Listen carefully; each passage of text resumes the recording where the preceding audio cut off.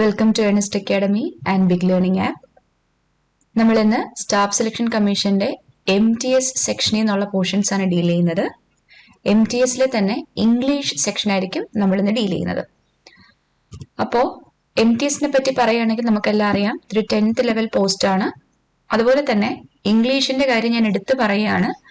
MTSൽ നിങ്ങൾക്ക് ഇംഗ്ലീഷ് എന്ന് പറയുന്നത് ഏറ്റവും പ്രധാനപ്പെട്ട ഒരു ടോപ്പിക്കാണ്. പ്രധാനപ്പെട്ട ടോപ്പിക് എന്ന് പറയുമ്പോൾ ഇംഗ്ലീഷിൽ 25 ക്വസ്റ്റ്യൻസ് ആയിരിക്കും MTSന് ചോദിക്കുന്നത്. ഇതിൽ തന്നെ ഒരു ചോദ്യത്തിന് 3 മാർക്കായിരിക്കും വെയിറ്റേജ് എന്ന് പറയുന്നത്. ഒരു ക്വസ്റ്റ്യന് 3 മാർക്ക് വെയിറ്റേജ്. ഈ ലെവലിലായിരിക്കും ചോദ്യങ്ങൾ ചോദിക്കുന്നത്. അതായത് ഒരു ഓവറോൾ സ്കോർ എടുക്കുകയാണെങ്കിൽ 25 into 3 75. 75 മാർക്കിനാണ് ഇംഗ്ലീഷിന്റെ വെയിറ്റേജ് എന്ന് പറയുന്നത്. ഒരു കൺക്ലൂഷൻ പാർട്ടിൽ പറഞ്ഞു കഴിഞ്ഞാൽ നിങ്ങളെ ഒരാൾ MTS അറ്റംപ്റ്റ് ചെയ്യുകയാണെങ്കിൽ അയാളെ റാങ്ക് ലിസ്റ്റിലേക്ക് എത്തിക്കുന്നത് തന്നെ ഇംഗ്ലീഷും ജനറൽ അവയർനെസ്സുമാണ്. ഇത് രണ്ടുമാണ് വെയിറ്റേജ് കൂടിയ ടോപ്പിക്സ്. അതുകൊണ്ട് തന്നെ ഇംഗ്ലീഷ് വളരെ സീരിയസ് ആയിട്ട്, വളരെ ഇമ്പോർട്ടൻ്റ് ആയിട്ട് ഹാൻഡിൽ ചെയ്യേണ്ട ഒരു സബ്ജക്റ്റാണ് SSC MTSന്. അപ്പോൾ നമ്മൾ ഇന്ന് സ്ട്രക്ചർ ചെയ്തിരിക്കുന്നത്, അതായത് ഇംഗ്ലീഷ് എങ്ങനെയാണ് പഠിക്കേണ്ടത് അതിന്റെ ഒരു സ്ട്രക്ചറൈസേഷൻ പറയുകയാണെങ്കിൽ, ആദ്യം നമ്മൾ ഗ്രാമാറ്റിക്കൽ പോർഷൻസ് നോക്കും.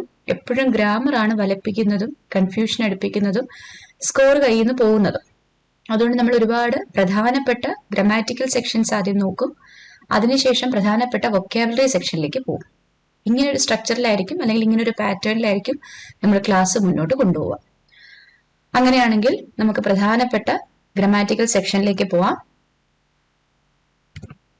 So first question, SSC MTS 2024 നിന്ന് എടുത്തിരിക്കുന്ന ഒരു ചോദ്യമാണ്. Identify the sentence with an error. ചോദ്യം ഇതാണ്.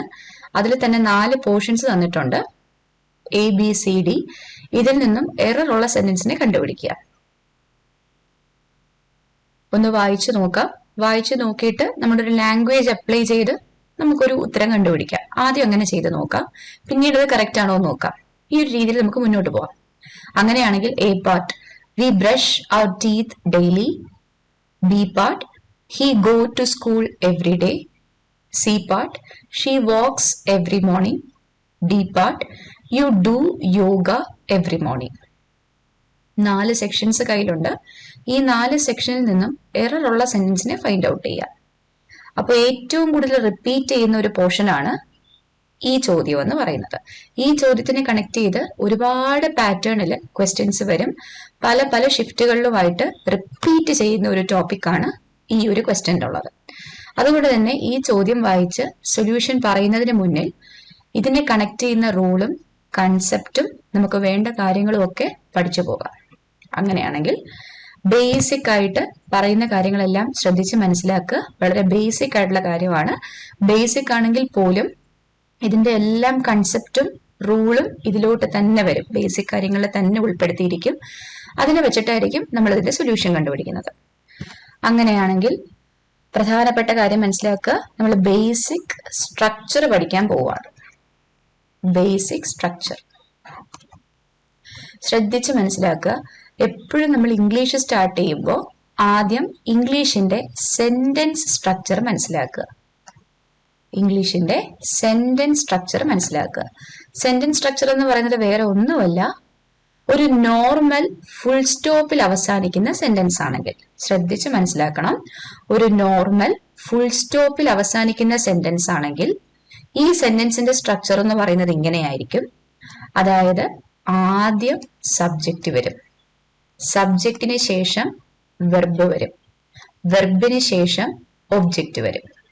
ഒന്നെങ്കിൽ ഈ സ്ട്രക്ചർ ആയിരിക്കാം, അല്ലെങ്കിൽ വേറൊരു രീതി കൂടെ ഉണ്ട്. ആദ്യം സബ്ജക്റ്റ് വരും, അതിനുശേഷം എഗെയിൻ വെർബ് വരും, അതിനുശേഷം പ്രെഡിക്കേറ്റ് വരും. അപ്പൊ ഈ 2 രീതിയിലുമായിരിക്കും ഇംഗ്ലീഷിന്റെ സെന്റൻസ് സ്ട്രക്ചർ മുന്നോട്ട് പോകുന്നത്. ഒന്നും കൂടെ മനസ്സിലാക്കിയെടുക്കുക. ഇംഗ്ലീഷിന്റെ സെന്റൻസ് സ്ട്രക്ചർ എന്ന് പറയുന്നത് 2 രീതിയിൽ നമുക്ക് ഡിനോട്ട് ചെയ്യാം. ആദ്യത്തേത് സബ്ജക്റ്റും വെർബും ഒബ്ജക്റ്റും. രണ്ടാമത്തെ രീതി സബ്ജക്റ്റും വെർബും പ്രെഡിക്കേറ്റും.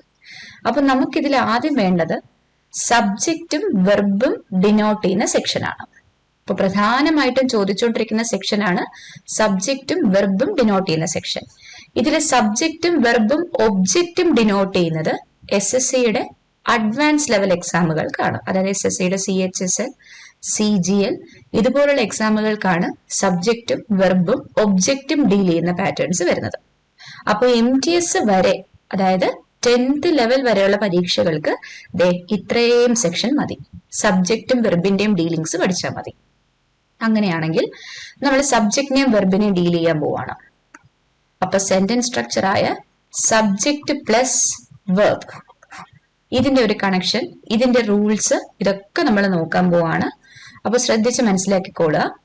എടാ, നമ്മൾ മനസ്സിലാക്കേണ്ട കാര്യം, ഇപ്പൊ ഞാനൊരു സബ്ജക്റ്റ് തരികയാണ്. ഇപ്പോ ക്യാറ്റ്സ് എന്നൊരു സബ്ജക്റ്റ് തരികയാണ്. ഇത് നിങ്ങൾക്ക് ഓഫ് കോഴ്സ് അറിയാം, ഒരു പ്ലൂറൽ സബ്ജക്റ്റ് ആണ്. ഓക്കെ ആണല്ലോ? ക്യാറ്റ്സ് എന്ന് പറയുന്നത് ഒരു പ്ലൂറൽ സബ്ജക്റ്റ് ആണ്. അങ്ങനെയാണെങ്കിൽ നമുക്കറിയാം, ക്യാറ്റ്സ് ആർ എന്നാണോ പറയേണ്ടത്, ക്യാറ്റ്സ് ഈസ് എന്നാണോ പറയേണ്ടത്? Of course cats are running through the floor എന്ന് പറയൂ, cats is running through the floor എന്ന് പറയൂ? ഉറപ്പായിട്ടും ക്യാറ്റ്സ് ആർ റണ്ണിങ് എന്നേ പറയുള്ളൂ. ഉറപ്പാണ് അല്ലെ? അങ്ങനെയാണെങ്കിൽ ഇവിടെ നമ്മൾ എന്ത് ഇൻഫർ ചെയ്തോളുക? അതായത് ക്യാറ്റ്സ് എന്ന് പറയുന്ന പ്ലൂറൽ സബ്ജക്റ്റിന് ശേഷം, ക്യാറ്റ്സ് എന്ന് പറയുന്ന പ്ലൂറൽ സബ്ജക്റ്റിന് ശേഷം നമ്മൾ പ്ലേസ് ചെയ്തിരിക്കുന്ന വെർബും എന്ത് തന്നെയാണ്? പ്ലൂറൽ വെർബ് തന്നെയാണ്. അപ്പൊ നോക്കിക്കേ, ക്യാറ്റ്സ് എന്ന് പറയുന്ന പ്ലൂറൽ സബ്ജക്റ്റിന് ശേഷം നമ്മൾ പ്ലേസ് ചെയ്തിരിക്കുന്ന വെർബും പ്ലൂറൽ വെർബ് തന്നെയാണ്.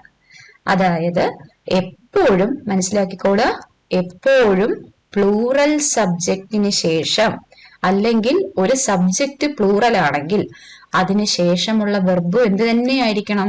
പ്ലൂറൽ തന്നെയായിരിക്കണം.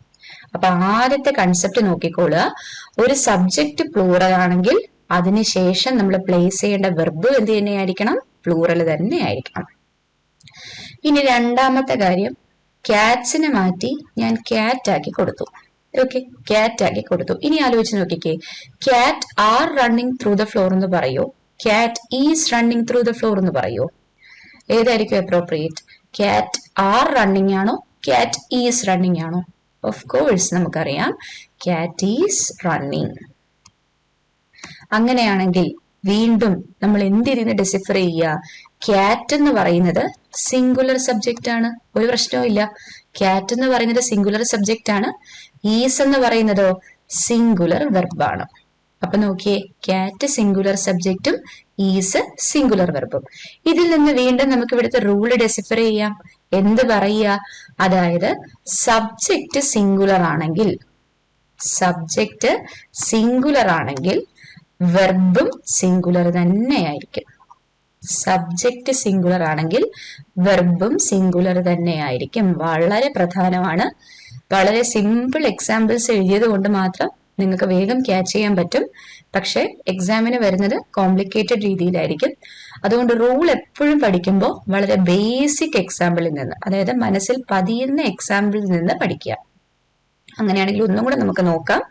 സബ്ജക്റ്റ് പ്ലൂറൽ ആണെങ്കിൽ ക്യാറ്റ്സ് പ്ലൂറൽ ആണ്. അപ്പൊ സബ്ജക്റ്റ് പ്ലൂറൽ ആണെങ്കിൽ വെർബും പ്ലൂറൽ ആക്കുക. സബ്ജക്റ്റ് പ്ലൂറൽ ആണെങ്കിൽ വെർബും പ്ലൂറൽ ആണ്. ഇനി സബ്ജക്റ്റ് സിംഗുലർ ആണെങ്കിൽ ക്യാറ്റ് സിംഗുലർ ആണ്.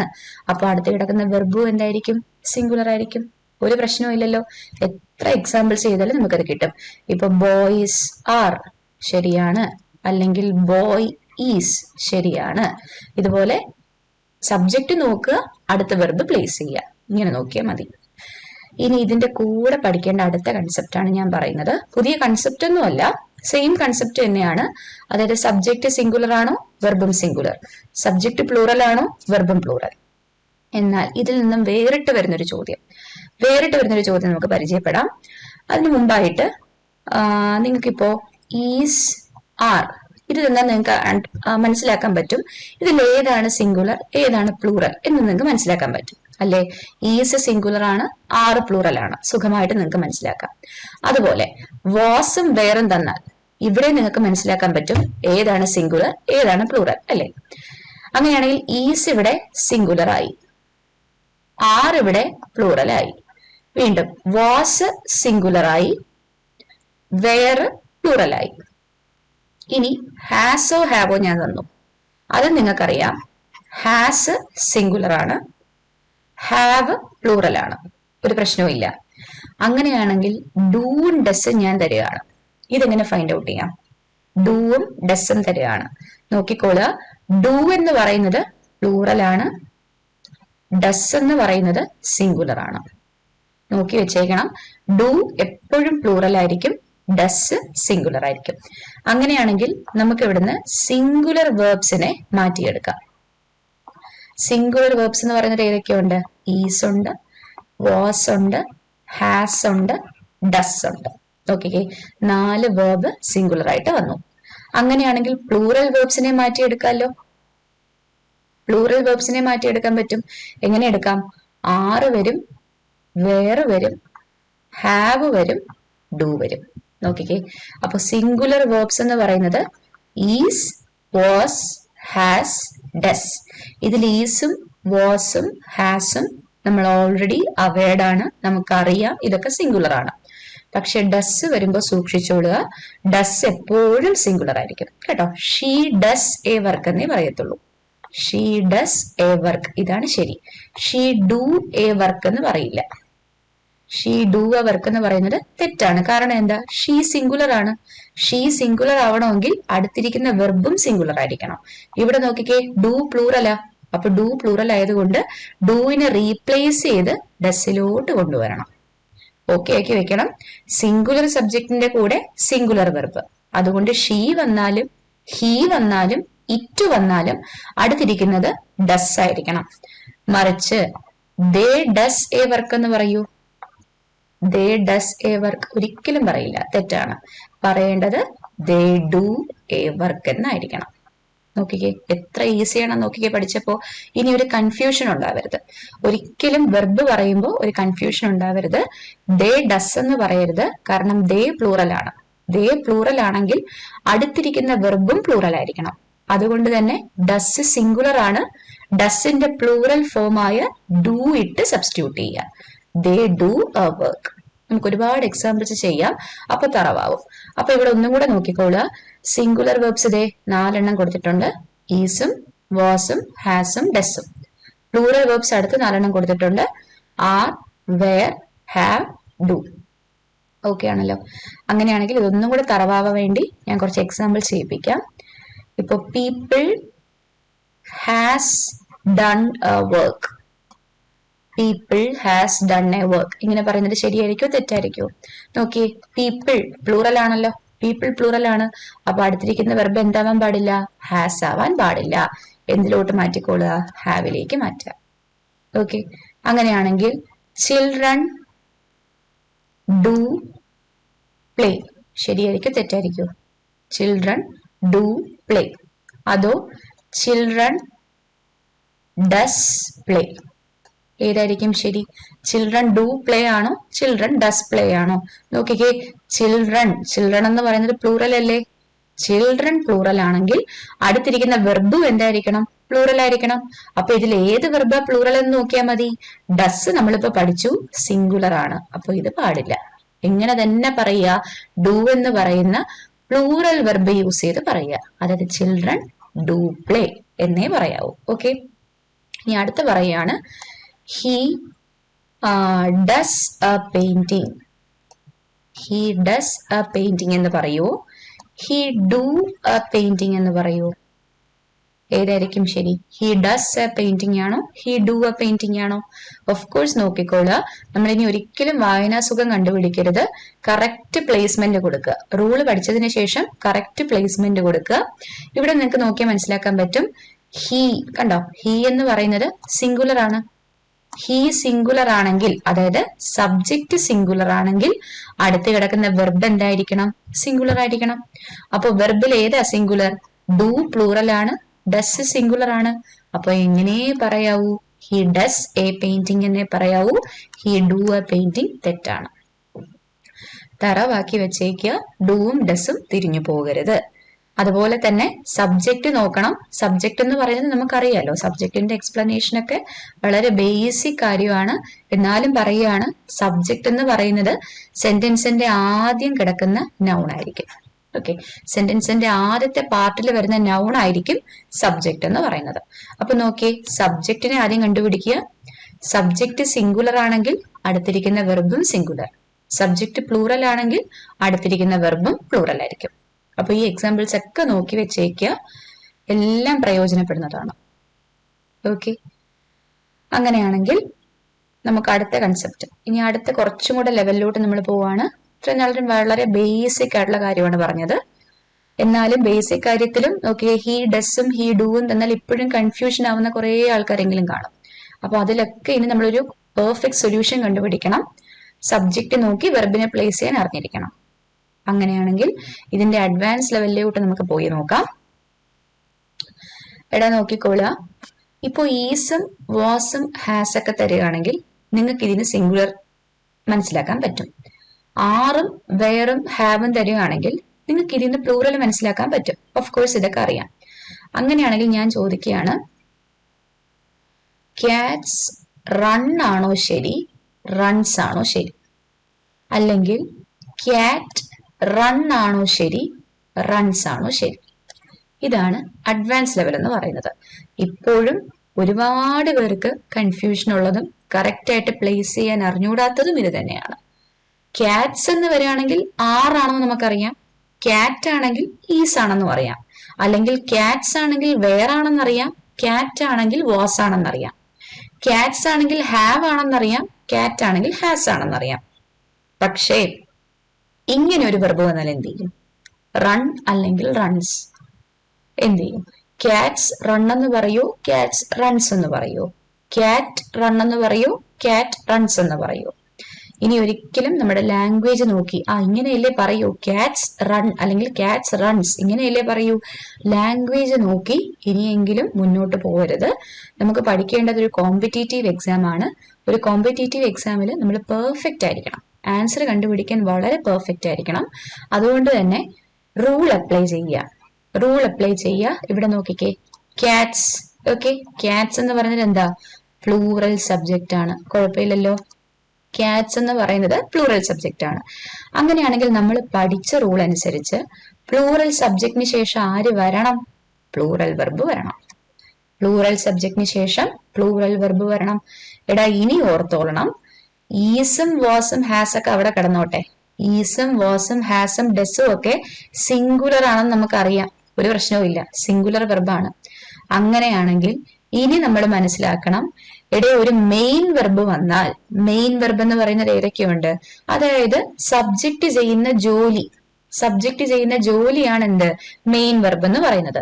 For example, she rights A novel. കണ്ടോ, അവൾ, ഷീ എന്ന് പറയുന്നത് ഇവിടെ എന്താ? സബ്ജക്റ്റ് ആണ്. സെന്റൻസിന്റെ ആദ്യം വന്ന നൗൺ ആണ് ഷീ. അപ്പൊ ഷീ എന്തായി? സബ്ജക്റ്റ് ആയി. ഇനി ഈ ഷീ ചെയ്യുന്ന ജോലി എന്താ? എഴുതുക. അപ്പൊ റൈറ്റ്സ് എന്തായി? വെർബായി. എന്ത് വെർബ്? Main verb. കേട്ടോ, മെയിൻ വെർബ് എന്ന് വിളിക്കണം. ഈ ഈസും വാസും ഹാസും ഡെസൊക്കെ എന്താണ്? ഓക്സിലറി വെർബാണ്. ഇതൊക്കെ ഓക്സിലറി വെർബാണ്. ഓക്സിലറിയുടെ സ്പെല്ലിംഗ് ഒക്കെ നോക്കിക്കോണം, സ്പെല്ലിംഗ് ഉൾപ്പെടെ ചോദിക്കാറുണ്ട്. AUXILIARY ആണ് കേട്ടോ. അപ്പൊ is, was, has, have, do, does, are, am ഇതൊക്കെ എന്താണ്? ഓക്സിലറി വെർബാണ്. മറിച്ച് സബ്ജക്റ്റ് ചെയ്യുന്ന ഒരു ജോലി, ഇപ്പൊ ഷീ റൈറ്റ്സ് എന്നോ, ദേ പ്ലേ എന്നോ, വി വർക്ക് എന്നോ, ദേ റൺ എന്നോ, ഇതൊക്കെ പറയുന്നത് എന്താണ്? റണ്ണും റൈറ്റും വർക്കും കമ്മും ഗീവും ഇതൊക്കെ എന്താണ്? മെയിൻ വെർബാണ്. മെയിൻ വെർബാണ്. അതായത് apart from auxiliary verbs, auxiliary verb അല്ല എന്നുണ്ടെങ്കിൽ ആ വെർബ് എന്തായിരിക്കും? മെയിൻ വെർബ് ആയിരിക്കും. അതായത് ഓക്സിലറി വെർബ് എന്ന് നമ്മൾ പറയുന്നത്, ഓക്സിലറി വെർബ്, ഓക്സിലറി വെർബ് നമ്മൾ പറയുന്നത് ഈസ്, ആം, ആർ. അത് കഴിഞ്ഞ് ഏതൊക്കെയുണ്ട്? Do, does, did. ഇനിയും ഉണ്ട് വാസ്, വെയർ. അതിനുശേഷം has, have, had.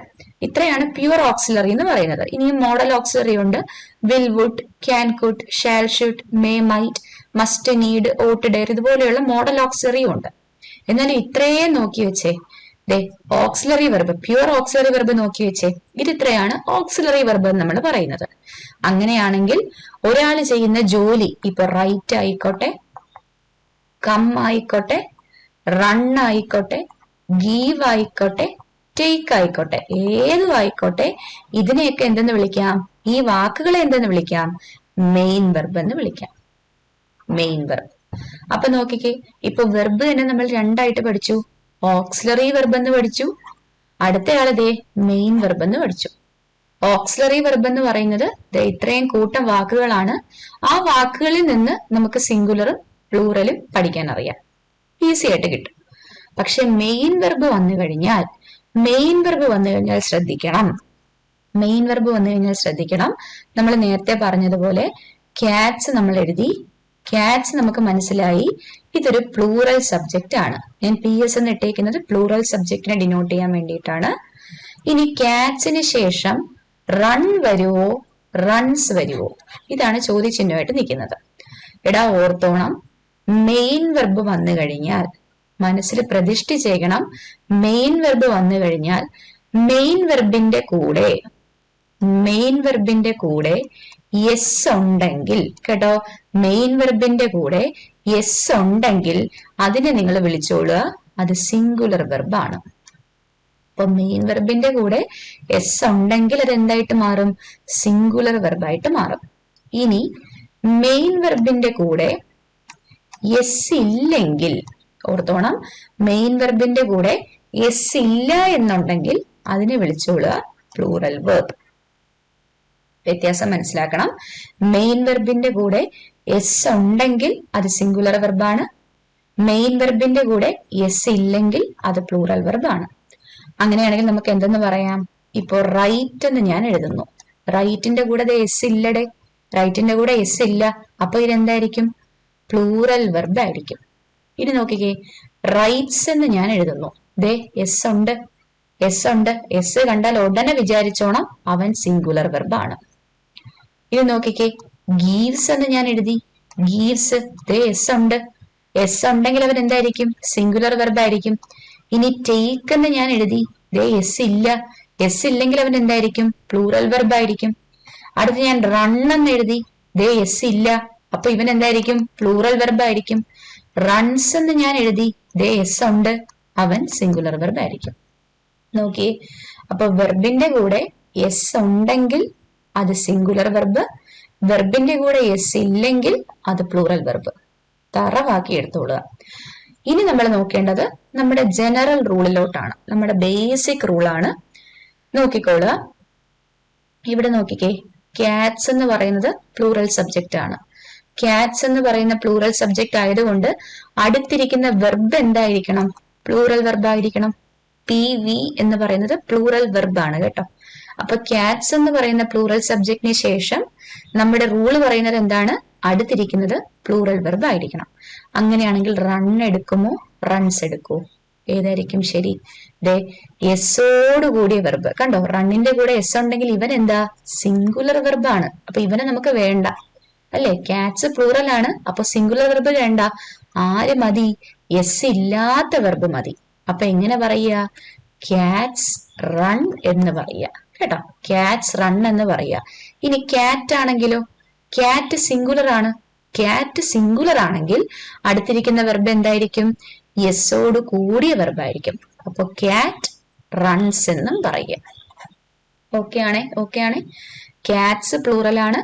Subject plural ആണെങ്കിൽ അടുത്തിരിക്കുന്ന വെർബും പ്ലൂറൽ ആവും. വെർബ് പ്ലൂറൽ ആവണമെങ്കിൽ വെർബിന്റെ കൂടെ ആര് പാടില്ല? ദേ എസ് പാടില്ല.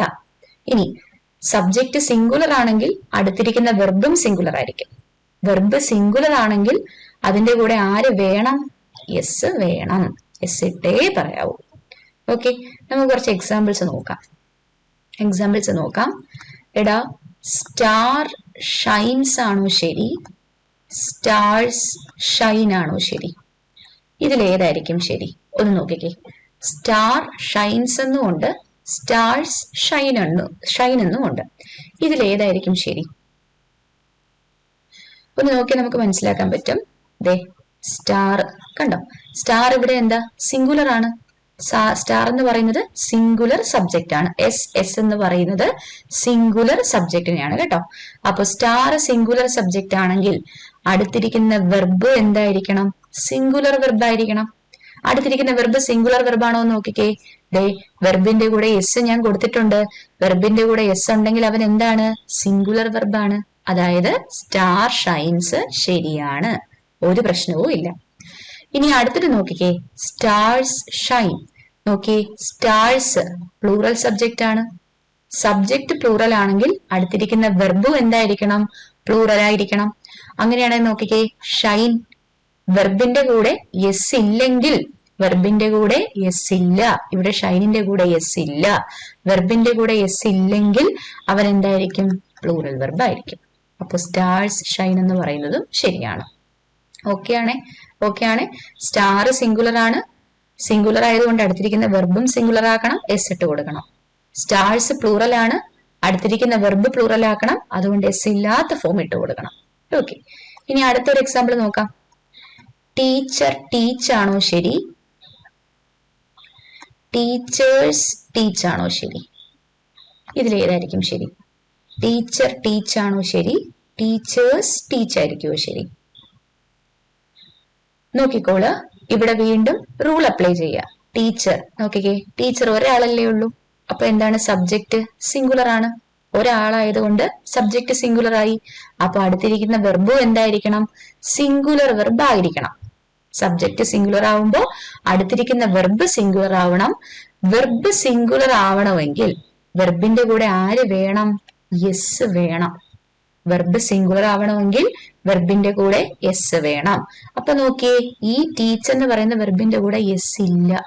അപ്പൊ അതെന്താണ്? തെറ്റാണ്. അതിനെ നമുക്ക് എങ്ങനെ മാറ്റി എഴുതാം?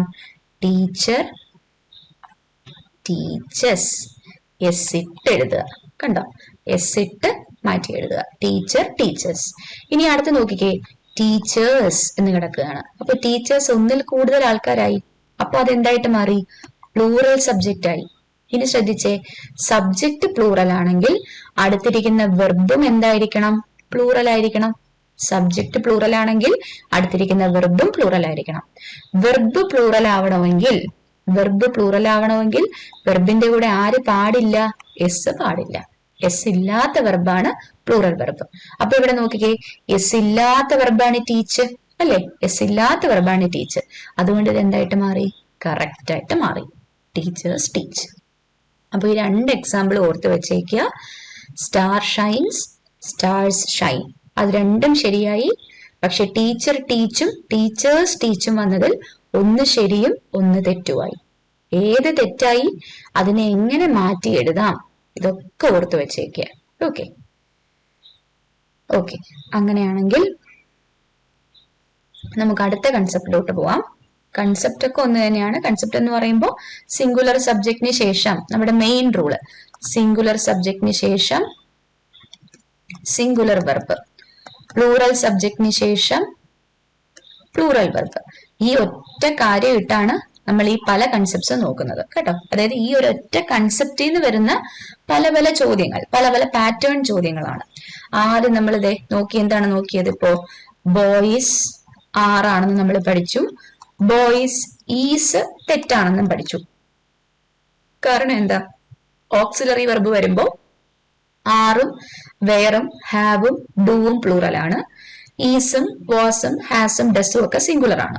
അത് നമ്മൾ പഠിച്ചു. അപ്പൊ ഓക്സിലറി വെർബിൽ നിന്ന് വന്ന പാറ്റേൺ നമ്മൾ പഠിച്ചു. ഓക്സിലറി വെർബ് നമുക്കിപ്പോ അറിയാം. ഇനി അടുത്ത മെയിൻ വെർബിൽ നിന്ന് വന്ന പാറ്റേൺ ഓർത്ത് നോക്കിക്കേ. മെയിൻ വെർബിൽ നിന്ന് വന്ന പാറ്റേൺ ബോയ് കംസ് എന്ന് ഞാൻ എഴുതി, ബോയ്സ് കം എന്ന് ഞാൻ എഴുതി. നോക്കിക്കേ, ബോയ് സിംഗുലർ ആണ്. അപ്പൊ അടുത്തിരിക്കുന്ന വെർബും സിംഗുലർ ആയിരിക്കണം. വെർബ് സിംഗുലർ ആവണമെങ്കിൽ വെർബിന്റെ കൂടെ എസ് വേണം. എസ് ഇട്ട് എഴുതിയിട്ടുണ്ട്, ഇത് ശരിയാണ്. അടുത്ത് നോക്കിക്കേ, ബോയ്സ് പ്ലൂറൽ ആണ്, എസ്സോട് ചേർത്ത് വന്നിട്ടുണ്ട്. അടുത്തിരിക്കുന്ന നോക്കിക്കേ, വെർബ് നോക്കണം. വെർബ് എന്തായിരിക്കണം? പ്ലൂറൽ ആയിരിക്കണം. വെർബ് പ്ലൂറൽ ആവണമെങ്കിൽ വെർബിന്റെ കൂടെ എന്ത് പാടില്ല? എസ് പാടില്ല. അപ്പൊ ഇതും ശരിയായി. അപ്പൊ ഓക്സിലറി വെർബിന്റെ കൺസെപ്റ്റും പഠിച്ചു, മെയിൻ വെർബിന്റെ കൺസെപ്റ്റും പഠിച്ചു. ഇനി ലാസ്റ്റ് കൺസെപ്റ്റ് ആണ് കേട്ടോ. ലാസ്റ്റ് കൺസെപ്റ്റ് ആണ്. അപ്പൊ ഈ റൂൾ ഡീല് ചെയ്യുന്ന ഫൈനൽ കൺസെപ്റ്റ് അല്ലെങ്കിൽ ഫൈനൽ പാറ്റേൺ നമുക്ക് നോക്കാം. ഞാനൊരു സെന്റൻസ് എഴുതുകയാണ്. The father of 3 children dash a wealthy man. ഒന്ന് നോക്കിക്കേ. The father of 3 children dash a wealthy man. ഇവിടെ ഈസ് പ്ലേസ് ചെയ്യൂ, ആർ പ്ലേസ് ചെയ്യൂ. നോക്കിക്കേ, the father of 3 children dash a wealthy man. നമ്മൾ പറഞ്ഞ ലാംഗ്വേജിൽ വരുമ്പോ നമ്മൾ എന്ത് തന്നെ പ്ലേസ് ചെയ്യും? ഈസ് തന്നെ പ്ലേസ് ചെയ്യും അല്ലെ? The father of 3 children is a wealthy man. അങ്ങനെയാണെങ്കിൽ ഞാൻ സിമ്പിൾ എക്സാമ്പിൾ എടുത്തതാണ്. സിമ്പിൾ എക്സാമ്പിൾ എടുക്കുന്നത് എന്തിനാണ്? അത്രത്തോളം റൂള് മനസ്സിലെടുക്കാൻ വേണ്ടിയിട്ടാണ്. അപ്പൊ നമുക്ക് ഇവിടുത്തെ റൂൾ ഒന്ന് നോക്കി നോക്കാം. എടാ നോക്കിക്കൊള്ളണം. ഈ ബ്ലാങ്കിൽ ഫില്ല് ചെയ്യേണ്ടത് ആരെയായിരുന്നു? ഈസിനെ ആയിരുന്നു. കണ്ടോ, ബ്ലാങ്കിൽ ഫില്ല് ചെയ്യേണ്ട ആരെയായിരുന്നു? ഈസിനെ ആയിരുന്നു. ഈസ് എന്ന് പറയുന്നത് എന്താണ്? വെർബാണ് അല്ലെ? നമ്മൾ നേരത്തെ പഠിച്ചു, ഓക്സിലറി വെർബാണ്. അപ്പൊ ഈസ് വെർബാണെങ്കിൽ നമ്മൾ നേരത്തെ എന്താ പറഞ്ഞത്? വെർബിന് മുന്നിൽ കിടക്കുന്ന ഭാഗം എന്തായിരിക്കണം? അതത് ഓർത്ത് നോക്കിക്കേ. ദേ, സെന്റൻസിന്റെ സ്ട്രക്ചർ ഞാൻ ഇവിടെ എഴുതിയിട്ടുണ്ട്. സെന്റൻസിന്റെ സ്ട്രക്ചർ ഞാൻ ഇവിടെ എഴുതിയിട്ടുണ്ട്. എന്താ സ്ട്രക്ചർ എഴുതിയത്? വെർബ് നിങ്ങൾ കണ്ടു കഴിഞ്ഞാൽ വെർബിന് മുന്നേ ഉള്ള ആൾ ആരായിരിക്കണം? സബ്ജക്റ്റ് ആയിരിക്കണം. കണ്ടോ, സെന്റൻസിന്റെ സ്ട്രക്ചർ എന്താ പറയുന്നത്? സബ്ജക്റ്റിന് ശേഷം വെർബ്. ഇങ്ങനെയാണ് സെന്റൻസിന്റെ സ്ട്രക്ചർ പറയുന്നത്. അതായത് എന്ത് മനസ്സിലാക്കാം? വെർബ് എവിടെ കിടക്കുന്നോ വെർബിന് മുന്നേ കിടക്കുന്ന ഭാഗം എന്താണ്? സബ്ജക്റ്റ് ആണ്. അങ്ങനെയാണെങ്കിൽ ഒന്ന് നോക്കിക്കേ, വെർബ് എന്താണോ ഈസ് വെർബായി. അപ്പൊ വെർബിന് മുന്നേ കിടക്കുന്ന ഇത്രയും ഭാഗം എന്താണ്? സബ്ജക്റ്റ് ആണ്. കത്തുന്നുണ്ടോ നോക്കി. അതായത് പഠിച്ചു വെച്ചേക്കുക, സബ്ജക്റ്റ് എന്ന് പറയുന്നത് ഒരു വാക്കും ആകാം, ഒന്നിൽ കൂടുതൽ വാക്കുകളും ആകാം. കേട്ടോ, സബ്ജക്റ്റ് എന്ന് പറയുന്നത് ഒരു വാക്കാകാം, ഒരു നൗണും ആകാം, ഒന്നിൽ കൂടുതൽ നൗണുകളും ആകാം, ഒന്നിൽ കൂടുതൽ വാക്കുകളും ആകാം. ഓക്കെ അല്ലേ? അപ്പൊ എവിടെയാണോ വെർബ്, വെർബിനെ ആദ്യം ഫൈൻഡ് ഔട്ട് ചെയ്യുക. എവിടെയാണോ വെർബ്, ആ വെർബിന് മുന്നേ കിടക്കുന്ന ഭാഗം സബ്ജക്റ്റ് ആണ്.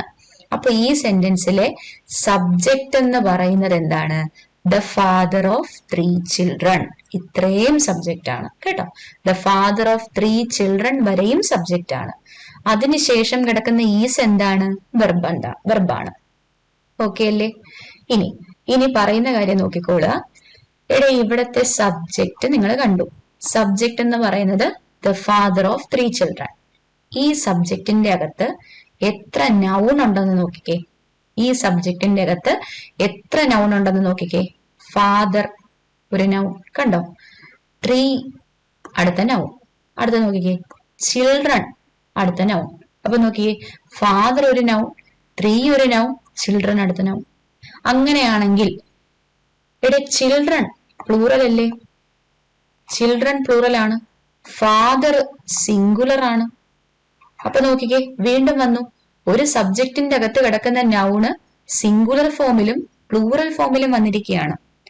അങ്ങനെയാണെങ്കിൽ നോക്കിക്കോളുക, നമ്മുടെ റൂള് പറയുന്നത് ഇതാണ്: A verb always agrees with the subject.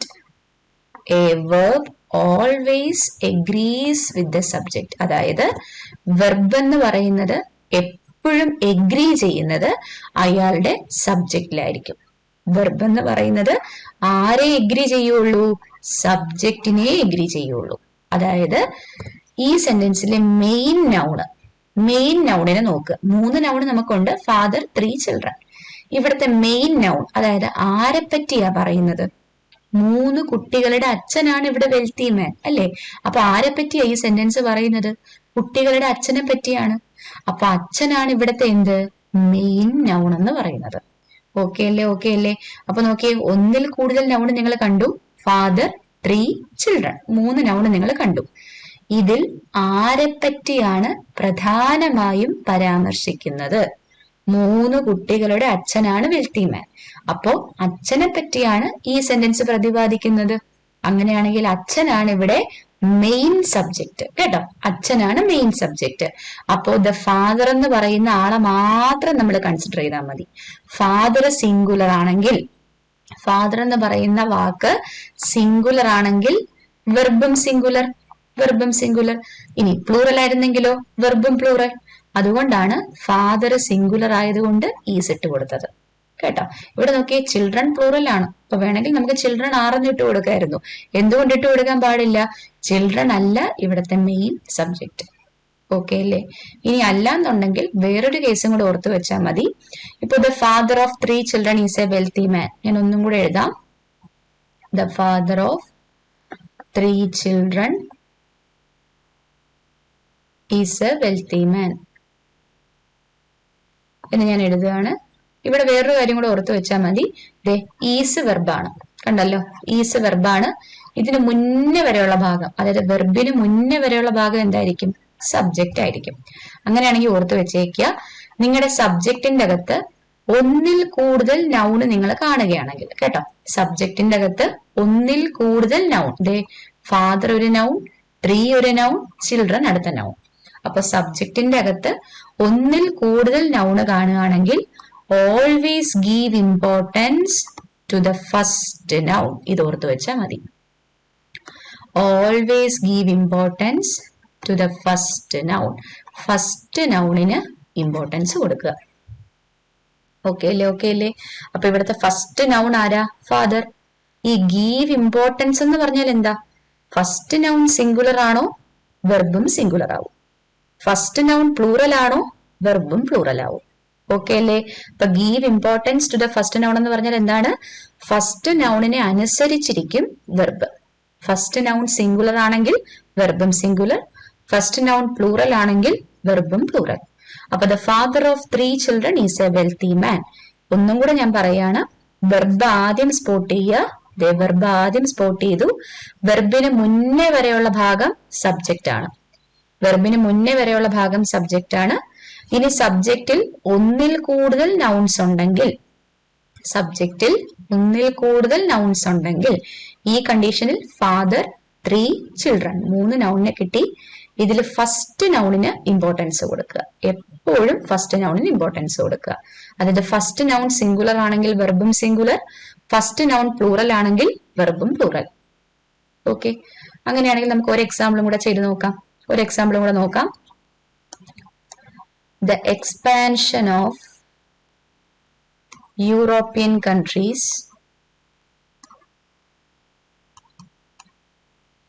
dash to a standstill.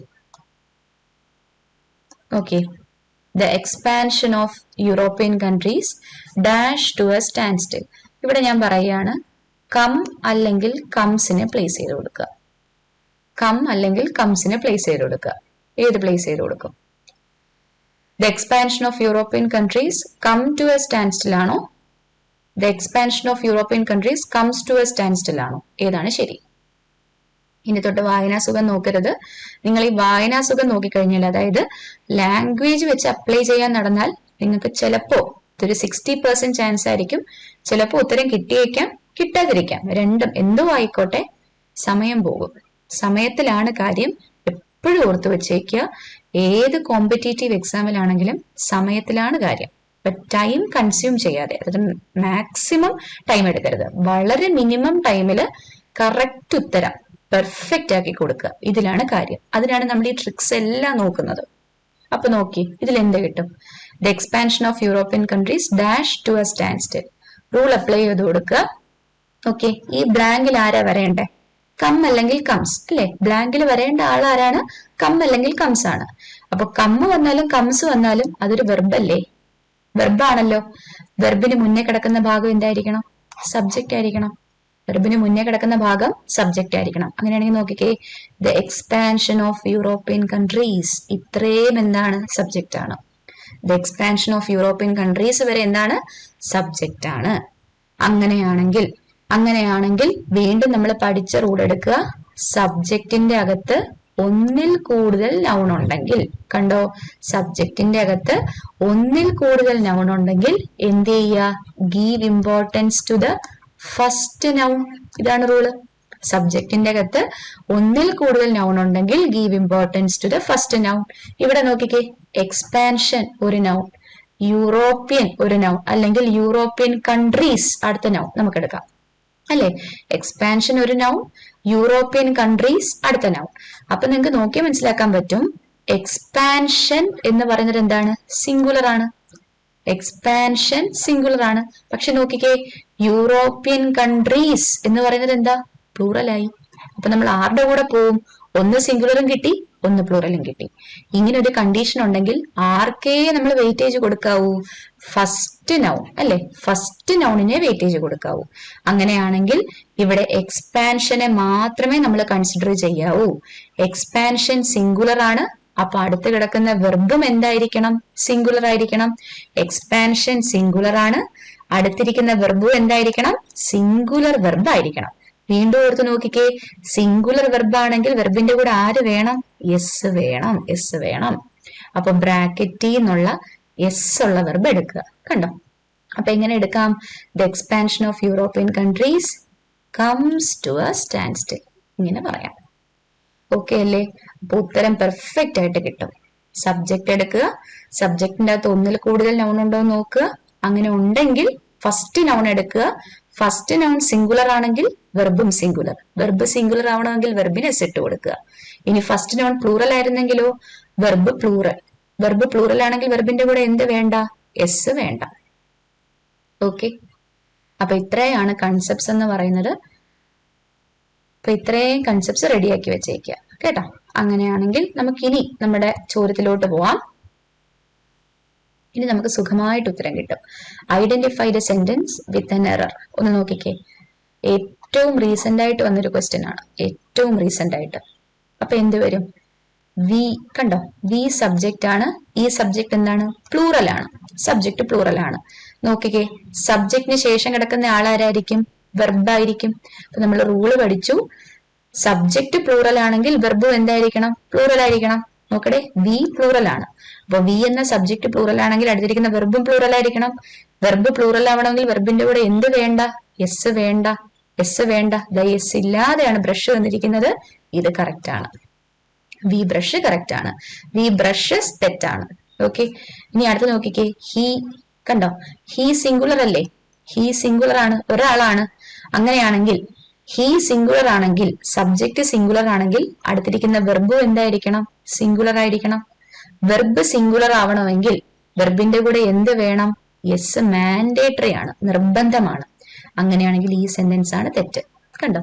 എങ്ങനെ എഴുതാവൂ? ഹി ഗോ തെറ്റാണ്. എങ്ങനെ മാറ്റിക്കൊള്ളുക? ഹി ഗോസിലോട്ട് മാറ്റിക്കൊള്ളുക കേട്ടോ. ദേ എന്ന് വന്നാൽ എന്ത് ചേർക്കായിരുന്നു? ഗോ ചേർക്കായിരുന്നു. ദേ പ്ലൂറൽ ആണ്. അടുത്ത് കിടക്കുന്ന വെർബിന് എന്ത് വേണ്ട? എസ് വേണ്ട. കണ്ടോ? ദേ ഗോ ശരിയാണ്, ഹി ഗോസ് ശരിയാണ്. ഓക്കെ, അടുത്ത നോക്കിക്കേ, ഷീ. ഷീ എന്താണ്? സിംഗുലർ ആണ്. ഷീ സിംഗുലർ ആണ്. അപ്പൊ സബ്ജക്ട് സിംഗുലർ ആവണമെങ്കിൽ വെർബും എന്തായിരിക്കണം? സിംഗുലർ ആവണം. വെർബ് സിംഗുലർ ആവണമെങ്കിൽ ആര് വേണം? യെസ് വേണം. കറക്റ്റ് ആക്കി കൊടുത്തിട്ടുണ്ട്. She walks. അടുത്ത നോക്കിക്കേ, യു. ഇനി എപ്പോഴും ഓർത്തോളണം കേട്ടോ, ഐയും യുവും വന്നു കഴിഞ്ഞാൽ, ഐയും യുവും വന്നു കഴിഞ്ഞാൽ അടുത്ത് കിടക്കുന്നത് പ്ലൂറൽ വെർബ് ആയിരിക്കും. ഇത് ഫിക്സ് ആക്കി വെച്ചേക്കുക. ഐയും യുവും വന്നാൽ അടുത്ത് കിടക്കുന്ന വെർബ് പ്ലൂറൽ വെർബ് ആയിരിക്കും. അതിന് വേറെ ഒന്നുമല്ല, കാരണം ഐയും യുവും സിംഗുലർ തന്നെയാണ്, അതായത് ഓരോ ആൾക്കാരെ തന്നെയാണ് സൂചിപ്പിക്കുന്നത്. പക്ഷെ ഐയും യുവിനെയും ബഹുമാനാർത്ഥം, ഇൻ ഡ്യൂ ഓഫ് റെസ്പെക്ട്, നമ്മൾ ബഹുമാനാർത്ഥം അടുത്ത് കിടക്കുന്ന വെർബിനെ എന്താക്കി കൊടുക്കും? പ്ലൂറൽ ആക്കി കൊടുക്കും. അങ്ങനെയാണെങ്കിൽ ഐയും യുവും വന്നു കഴിഞ്ഞാൽ അടുത്ത് കിടക്കുന്ന വെർബ് എന്തായിരിക്കണം? പ്ലൂറൽ ആയിരിക്കണം, പ്ലൂറൽ ആയിരിക്കണം. അപ്പൊ നോക്കിക്കേ, ഇവിടെ വീണ്ടും യു വന്നു. അപ്പൊ യു എന്ത് സബ്ജക്റ്റാ? പ്ലൂറൽ സബ്ജക്റ്റ് ആയിട്ടേ ട്രീറ്റ് ചെയ്യാവൂ കേട്ടോ. യു പ്ലൂറൽ സബ്ജക്റ്റ് ആണ്. അപ്പൊ അടുത്ത് കിടക്കുന്ന വെർബും എന്തായിരിക്കണം? പ്ലൂറൽ ആയിരിക്കണം. നമ്മൾ നേരത്തെ പഠിച്ചു, ഡു പ്ലൂറൽ ആണ്, ഡസ് സിംഗുലർ ആണ്. അപ്പൊ യുവും ഡുവും കറക്റ്റ് ആയി, ആ സെന്റൻസും കറക്റ്റ് ആയി. കണ്ടോ എങ്ങനെ നമ്മൾ എലിമിനേറ്റ് ചെയ്ത് കണ്ടുപിടിച്ചെന്ന് നോക്കിക്കേ. എല്ലാത്തിലും റൂൾ അപ്ലൈ ചെയ്ത് കണ്ടുപിടിക്കുക. ഇതാണ് ഈസി മെത്തേഡ്.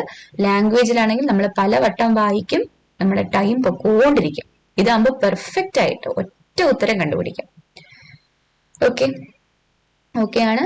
അപ്പൊ ഈ ഒരു ഒറ്റ ചോദ്യത്തിൽ നിന്ന് നമ്മൾ ഇതിൽ നിന്ന് ഏത് ടൈപ്പ് വന്നാലും ഇനി ആൻസർ ചെയ്യാൻ പഠിച്ചിട്ടുണ്ട്. അത്രയ്ക്കും ഡീറ്റെയിൽഡ് ആയിട്ട് ഈ ക്വസ്റ്റ്യൻ നമ്മളിതേ പഠിച്ചു വെച്ചിട്ടുണ്ട്. അപ്പൊ ഇതിന്റെ റൂൾസും എക്സാമ്പിൾസും ഒക്കെ നോക്കി വെച്ചേക്കുക, എല്ലാം നോക്കി വെച്ചേക്കുക. വളരെ വളരെ വളരെ പ്രധാനമാണ്. ഓക്കെ, അങ്ങനെയാണെങ്കിൽ അടുത്ത ചോദ്യം നോക്കിക്കേ.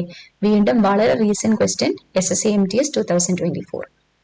The soldiers sacrificed their lives to guarding the nation and its boundaries. ഇവിടെ നോക്കിക്കേ, ദ സോൾജിയേഴ്സ്. കണ്ടോ, സോൾജിയേഴ്സ് എന്താ, പ്ലൂറൽ ആണ്. സോൾജിയേഴ്സ് പ്ലൂറൽ ആണ്. അപ്പൊ അടുത്തിരിക്കുന്ന വെർബ് എന്തായിരിക്കണം, പ്ലൂറൽ വെർബ് ആയിരിക്കണം. അടുത്തിരിക്കുന്ന വെർബിനെ നോക്കിക്കേ, പ്ലൂറൽ വെർബ് അല്ലേ, എസ് ഇല്ലല്ലോ. വെർബ് പ്ലൂറൽ ആണെങ്കിൽ എന്ത് വരില്ല, എസ് വരില്ല. കറക്റ്റ് പ്ലൂറൽ വെർബാണ്. അപ്പൊ ഈ പാർട്ട് കറക്റ്റ് ആയി, ഈ പാർട്ട് വളരെ കറക്റ്റ് ആണ്. ഇനി നോക്കിക്കോളുക, എടാ ഈ ഭാഗം ശ്രദ്ധിച്ചോണം കേട്ടോ, ഈ ഭാഗം ശ്രദ്ധിച്ചോണം. ഇതൊരു കുഞ്ഞു റൂളാണ് കേട്ടോ, കുഞ്ഞു റൂളാണ്. അതുകൊണ്ട് വേഗം മനസ്സിലാക്കി പൊക്കോളുക. എപ്പോഴും ഓർക്കണം, ടു വന്നു കഴിഞ്ഞാൽ അടുത്ത് കിടക്കുന്നത് വെർബിന്റെ ഫസ്റ്റ് ഫോം ആയിരിക്കണം കേട്ടോ. ടു വന്നു കഴിഞ്ഞാൽ അടുത്ത് കിടക്കുന്നത് വെർബിന്റെ ഫസ്റ്റ് ഫോം ആയിരിക്കണം. അതായത് ടു ഗീവ് എന്നേ പറയാവൂ, ടു ഗേവ് എന്ന് പറയരുത്, തെറ്റാണ്. അല്ലെങ്കിൽ ടു ഗിവിങ് എന്ന് പറയരുത്, തെറ്റാണ്. ടു ഗീവ് എന്ന് തന്നെ പറയണം. ഇനി അടുത്ത ടു ടേക്ക് എന്നേ പറയാവൂ, ടു ടേക്കിംഗ് എന്ന് പറയരുത്. അല്ലെങ്കിൽ ടു ടുക്ക് എന്ന് പറയരുത്. അടുത്ത നമുക്ക് പറയാം, ടു കം എന്നേ പറയാവൂ, ടു കമ്മിങ് എന്ന് പറയരുത്. ടു കെയിം എന്നും പറയരുത്, തെറ്റാണ്. ഇനി അടുത്ത നമുക്ക് പറയാം, ടു ബിൽഡ്. കണ്ടോ, ടു ബിൽഡ് എന്നേ പറയാവൂ. ടു ബിൽറ്റ്, ബിൽറ്റ് ടീയിൽ അവസാനിക്കുന്ന ബിൽറ്റ് പാസ്റ്റ് ടെൻസ് ആണ് കേട്ടോ, അങ്ങനെ പറയരുത്. ടു ബിൽഡിംഗ് എന്നും പറയരുത്, ഇങ്ങനെയൊന്നും പറയരുത്. അപ്പൊ ഈ എക്സാമ്പിൾസ് ഒക്കെ നോക്കി വെച്ചേക്കുക. എപ്പോഴും ടുവിന് ശേഷം എന്തായിരിക്കണം, വെർബിന്റെ ഫസ്റ്റ് ഫോം ആയിരിക്കണം, വെർബിന്റെ ഫസ്റ്റ് ഫോം. അതായത് ടു റൈറ്റ് ശരിയാണ്, ടു റോട്ടോ തെറ്റാണ്, അല്ലെങ്കിൽ ടു റിട്ടൺ തെറ്റാണ്, അല്ലെങ്കിൽ ടു റൈറ്റിംഗ് തെറ്റാണ്. ഇതൊക്കെ തെറ്റാണ്. ടു റൈറ്റ് മാത്രമാണ് ശരി കേട്ടോ, ടു റൈറ്റ് ആണ് ശരി. അപ്പൊ ടുവിന് ശേഷം കിടക്കുന്ന എന്തായിരിക്കണം, വെർബിന്റെ ഫസ്റ്റ് ഫോം ആയിരിക്കണം. ഇത് ബേസിക് ഫാക്ട് ആണ് കേട്ടോ, ബേസിക് ഫാക്ട് ആണ്. ഇനി വീണ്ടും നിങ്ങൾ CGL-ലും CHS-ലും ഒക്കെ പഠിക്കുമ്പോൾ ഇതിന്റെ കുറച്ചും കൂടെ അഡ്വാൻസ് ലെവൽ നമ്മൾ പഠിക്കും. അഡ്വാൻസ് ലെവൽ പഠിക്കുമ്പോൾ ഈ റൂളിന് നമ്മൾ ചെറിയൊരു മാറ്റം കൊണ്ടുവരും. ഇതേ റൂളിന് തന്നെ കുറച്ചും കൂടെ മാറ്റം കൊണ്ടുവന്ന് നമ്മൾ വീണ്ടും പഠിക്കും. അപ്പൊ ഇപ്പൊ എന്തായാലും ബേസിക് ലെവൽ, അതായത് 10th ക്വാളിഫിക്കേഷൻ ഉള്ള ലെവൽ എക്സാമിന്, അതായത് MTS എക്സാമിന് ഇത് മാത്രം പഠിച്ചാൽ മതി. ടുവിന് ശേഷം V1 വരുവുള്ളൂ. ഈ എക്സാമ്പിൾസ് ഒക്കെ നോക്കുക. To take, to come, to give, to write, to build, ഈ സ്ട്രക്ചറിലേ പോവുള്ളൂ. ഒരിക്കലും വെർബിന്റെ ING ഫോമോ അല്ലെങ്കിൽ പാസ്റ്റ് ടെൻസോ ഒന്നും ടുവിന്റെ കൂടെ വരില്ല. ഓക്കെ, അങ്ങനെയാണെങ്കിൽ ഇവിടെ നോക്കിയാൽ നിങ്ങൾക്ക് മനസ്സിലാക്കാം, the soldiers sacrifice their lifes to guarding അല്ല, ടു ഗാർഡിങ് അല്ല, ടു ഗാർഡ് ആക്കി എഴുതുക കേട്ടോ, ടു ഗാർഡ് ആക്കി എഴുതുക. അപ്പൊ B ആണ് ഉത്തരം. അപ്പൊ soldiers sacrifice their lifes to guarding the nation അല്ല, ടു ഗാർഡ് ദ നേഷൻ. കാരണം എന്താ, ടുവിന് ശേഷം വെർബിന്റെ ഫസ്റ്റ് ഫോമേ വരാവൂ. വെർബിന്റെ ING ഫോം വരരുത്, പാസ്റ്റ് ടെൻസും വരരുത്, ഇതൊന്നും വരരുത് കേട്ടോ, തെറ്റാണ്. ഓക്കെ ആണ്. അപ്പൊ ഇന്നത്തേക്ക് ഗ്രാമാറ്റിക്കൽ സെക്ഷനിൽ നിന്ന് ഈ രണ്ട് കൺസെപ്റ്റ് നോക്കുക. ഇതിൽ ആദ്യത്തെ റൂള്, അതായത് നമ്മൾ നേരത്തെ ഡിസ്കസ് ചെയ്തത് കുറച്ച് വലിയ റൂളാണ്. വലിയ റൂളാണെങ്കിലും ഏറ്റവും കൂടുതൽ റിപ്പീറ്റ് ചെയ്യുന്നത് ഈ റൂളാണ് കേട്ടോ. അപ്പൊ ഈ റൂള് നന്നായിട്ട് മനസ്സിലാക്കി വെച്ചേക്കുക. ഇതിന് നമ്മുടെ കുറേ സമയം എടുത്തിട്ടുണ്ട്. അപ്പൊ ഇതിന് വേണ്ടിയിട്ടുള്ള എക്സാമ്പിൾസും കൺസെപ്റ്റും ഒക്കെ നോക്കി വെച്ചേക്കണം. അതിനുശേഷം നമ്മൾ രണ്ടാമതായി ഡിസ്കസ് ചെയ്തിരിക്കുന്നത് വളരെ സിമ്പിൾ ഒരു റൂള്, ടുവിന് ശേഷം V1 വരും എന്ന് പറയുന്ന ഒരു സിമ്പിൾ റൂളാണ്. അത് നോക്കി വെച്ചേക്കുക. ഇത് വളരെ ട്രാൻസ്പെറന്റ് ആണ്, നമുക്ക് കൂടുതലൊന്നും അതിൽ പറയാനോ എക്സ്പ്ലെയിൻ ചെയ്യാനോ ഒന്നുമില്ല, സിമ്പിൾ റൂളാണ്. ഓക്കെ, അങ്ങനെയാണെങ്കിൽ ഒരു ചോദ്യം കൂടെ നമുക്ക് നോക്കാം. ഈ ചോദ്യം നോക്കി. വീണ്ടും SSC MTS 2023. നമ്മൾ ഇത്രയും നേരം കൊണ്ട് പഠിച്ച റൂൾസിൽ നിന്ന് വന്നതാണ് കേട്ടോ. ഇത് ഇത്രയും നേരം കൊണ്ട് പറഞ്ഞ കൺസെപ്റ്റിൽ നിന്ന് വന്നതാണ്. It is said that fortune favour the Brave. എന്തായിരിക്കും തെറ്റ്? It is said that fortune favour the Brave. ഇവിടെ നോക്കിയേ, ഇറ്റ് കണ്ടോ, ഇറ്റ് എന്ന് പറയുന്നത് എപ്പോഴും സിംഗുലർ ആയിരിക്കും. ഓർത്ത് വെച്ചേക്കണേ, ഇറ്റ് എന്ന് പറയുന്നത് എന്തായിരിക്കും, എപ്പോഴും സിംഗുലർ ആയിരിക്കും. അങ്ങനെയാണെങ്കിൽ ഇറ്റിന് ശേഷം നോക്കിക്കേ, ഈസ് സിംഗുലർ വന്നു, കറക്റ്റ് ആണ്. ഇറ്റ് എപ്പോഴും സിംഗുലർ ആയിരിക്കും. അതായത് നമ്മൾ ഇറ്റ് ഈസ് എന്നേ പറയാവൂ, ഇറ്റ് ആർ എന്ന് പറയരുത് കേട്ടോ. ഇറ്റ് വാസ് എന്നേ പറയാവൂ, ഇറ്റ് വേർ എന്ന് പറയരുത് കേട്ടോ. ഇറ്റ് വേർ എന്ന് പറയും, അത് സാഹചര്യം വേറെയുണ്ട്, അത് നമുക്ക് പഠിക്കാം. ഇനി ഇറ്റ് ഹാസ് എന്നേ പറയാവൂ, ഇറ്റ് ഹാവ് എന്നൊന്നും പറയരുത്. അതുകൊണ്ട് ഈ പാർട്ടാണ് ശരി. ഇറ്റിന് ശേഷം സിംഗുലർ വരും. അങ്ങനെയാണെങ്കിൽ നോക്കിക്കേ, ഇറ്റ് ഈസ് കറക്റ്റ് ആയി. അവിടെ കറക്റ്റ് ആയി, പ്രശ്നമൊന്നുമില്ല. ഇനി നോക്കിയടെ അടുത്ത കാര്യം കണ്ടോ, ഫോർച്യൂൺ അടുത്ത നൗണിനെ നമുക്ക് കിട്ടി, അടുത്ത നൗണിനെ കിട്ടി. ഈ നൗൺ സിംഗുലർ അല്ലേ? അല്ലെ? ഫോർച്യൂൺ എന്താണ്? സിംഗുലർ അല്ലേ? സിംഗുലർ അല്ലേ? ഫോർച്യൂൺ സിംഗുലർ ആണ്. അപ്പൊ അടുത്തിരിക്കുന്ന വെർബും എന്തായിരിക്കണം? സിംഗുലർ ആയിരിക്കണം. വെർബും സിംഗുലർ ആയിരിക്കണം. നോക്കിക്കേ, ഫോർച്യൂൺ സിംഗുലർ ആണ്, അടുത്തിരിക്കുന്ന വെർബും സിംഗുലർ ആയിരിക്കണം. നോക്കിയടെ, പക്ഷെ ഈ വെർബിന് എന്തില്ല? എസ് ഇല്ല, എസ് ഇല്ല. അപ്പൊ ഏത് പാർട്ടാ തെറ്റ്? സി പാർട്ടാണ് തെറ്റ്. എങ്ങനെ പറയാ? It is said that fortune favour the brave അല്ല, ഫേവേഴ്സ് ദ ബ്രേവ്. കേട്ടോ, ഇങ്ങനെ വരാവൂ. Fortune favours the brave. കാരണം എന്താ?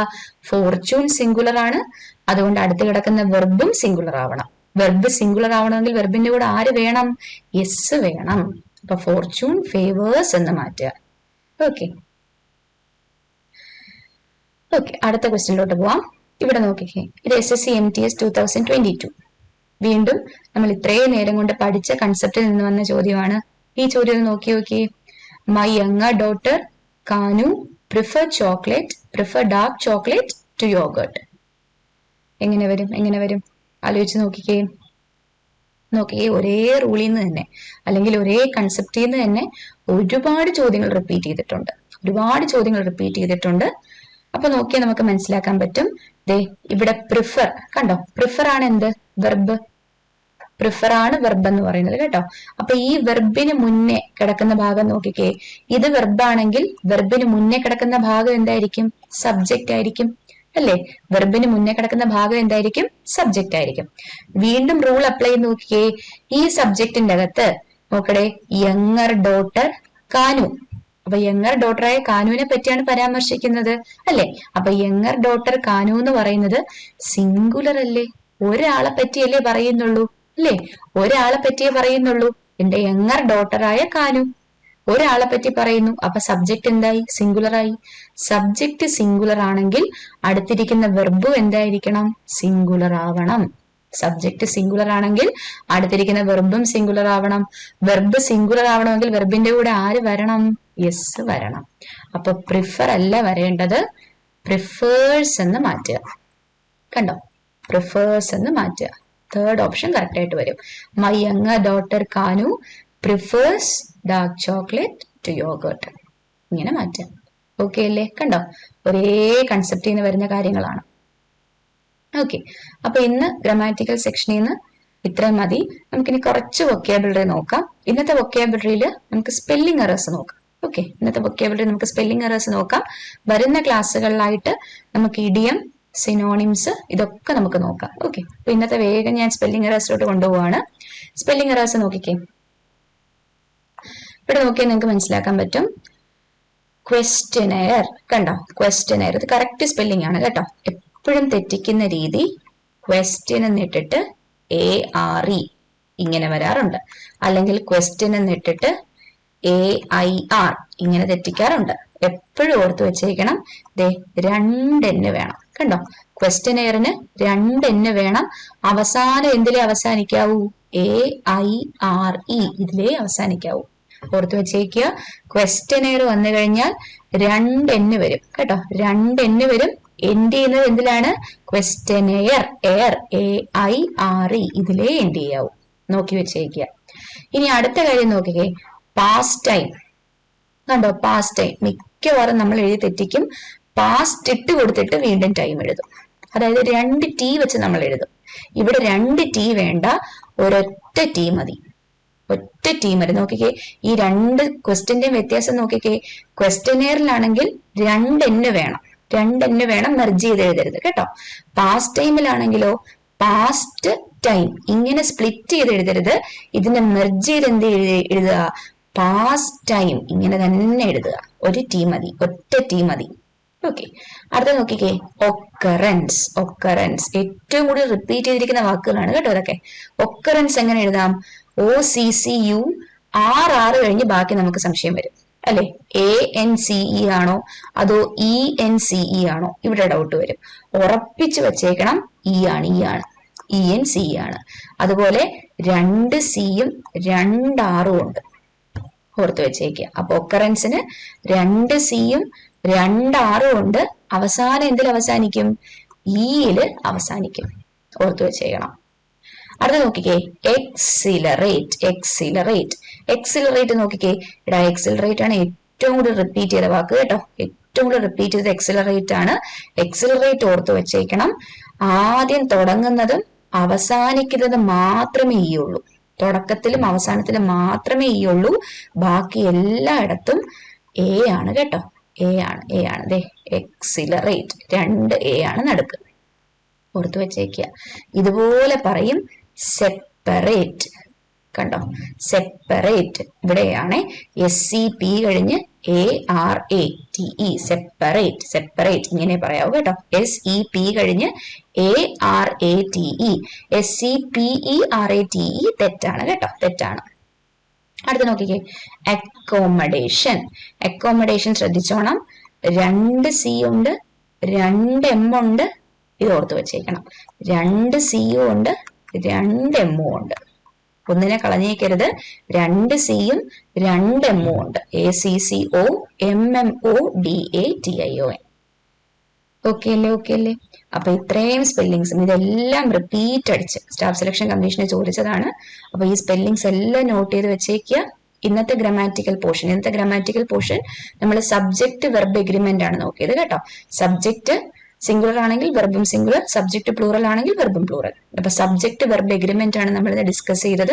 അതുപോലെ വൊക്കാബുലറിന്ന് നമ്മൾ ഇന്നത്തെ സ്പെല്ലിംഗ് എറേഴ്സും നോക്കിയിട്ടുണ്ട്. അപ്പൊ വരുന്ന ക്ലാസ്സുകളിലായിട്ട് നമുക്ക് കൂടുതൽ ഗ്രാമാറ്റിക്കൽ സെക്ഷനും അതായത് അഡ്വാൻസ്ഡ് ആയിട്ടുള്ള ഗ്രാമാറ്റിക്കൽ സെക്ഷനും ബാക്കി വൊക്കാബുലറി റിപ്പീറ്റ് ചെയ്തിരിക്കുന്ന വൊക്കാബുലറി നോക്കി പോവാം. ഓക്കെ. അപ്പൊ MTS നമ്മുടെ എബിക് ലേണിംഗ് ഏണസ്റ്റ് അക്കാഡമി നോക്കിക്കഴിഞ്ഞാൽ നമ്മൾ വളരെ സേഫ് ആയിട്ട് മുന്നോട്ട് പോകും. ഇംഗ്ലീഷിന്റെ കാര്യത്തിൽ വളരെ വളരെ സേഫ് ആയിരിക്കും. അപ്പോൾ കണ്ടിന്യൂ ചെയ്യുക. ക്ലാസ്സുകളെല്ലാം കണ്ടിന്യൂസ് ആയിട്ട് കാണാം. Okay, thank you.